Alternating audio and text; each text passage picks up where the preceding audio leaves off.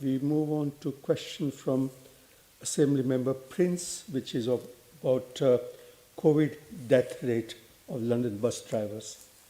Mr. Mayor. Thank you, Chair. Let me start by saying that the deaths of all transport workers in London and across the country are tragic, and my thoughts remain with their families, friends and colleagues. It saddens me deeply to say that 88 transport workers have died in the pandemic in London, including 51 bus drivers employed by bus operators. On the specific figures mentioned by Senator Prince, I'm not clear what data sets he's comparing, but a sophisticated piece of statistical analysis would need to be carried out to make the assertion he has made. The ONS data for COVID deaths by occupation was not broken down by region, and the ONS website makes it clear that comparisons should not be made using their data with data published elsewhere.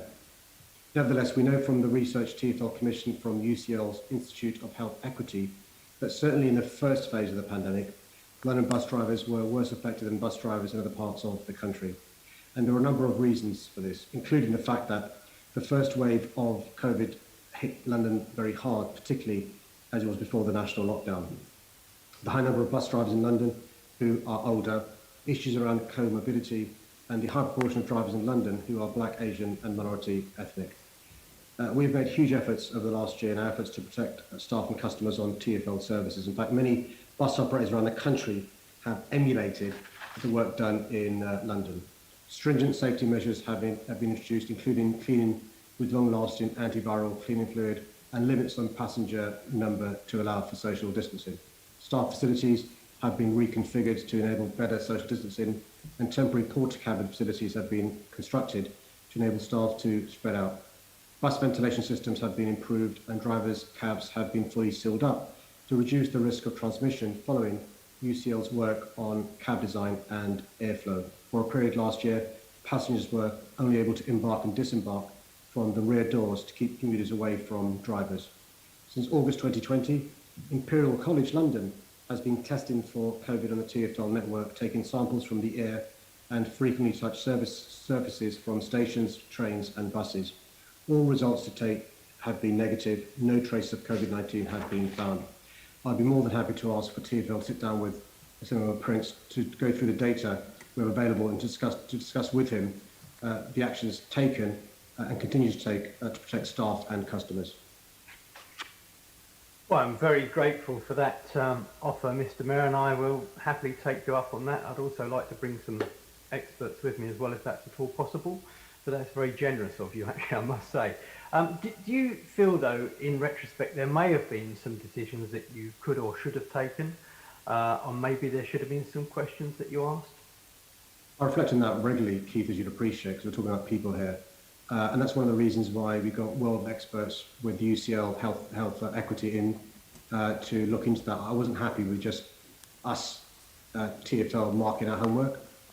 So we got UCL in very, very wide terms of reference. Their part 2 report's going to come out soon, and maybe that will tell us things we should have done at the time that we didn't do. One thing that gives me comfort, though, is that nobody else, bus operators, was doing more than us at the time, and in fact, others have copied what we've done, and we continue to evolve. But if there are things we could have done differently, we've got to learn. So far, nothing's been brought to our light, but we've got to be open-minded about it and not closed-minded. Well, Mr. Mayor, perhaps I could bring some things, if you like, maybe around the mess offices, where the canteens, if you like, where drivers were meeting, and also ferry cars. And it's interesting, why was the UCL report not asked to look at the COVID risks in relation to clusters such as kitchen, canteens and also conditions for ferry drivers? Why was that not included in the UCL research, Mr. Mayor? I think you'll find that the main concern that UCL will look into was the issue of bus drivers, because the number of bus workers who lost their lives, not employed by TfL, you know this, employed by bus operators. But we were still concerned at the large numbers, and that was their focus. But again, there's nothing stopping TfL, and we are doing further work in relation to other transport workers, not just buses, not just ferry trams, overground, and Sorry, Mr. Mayor, sorry to interrupt you.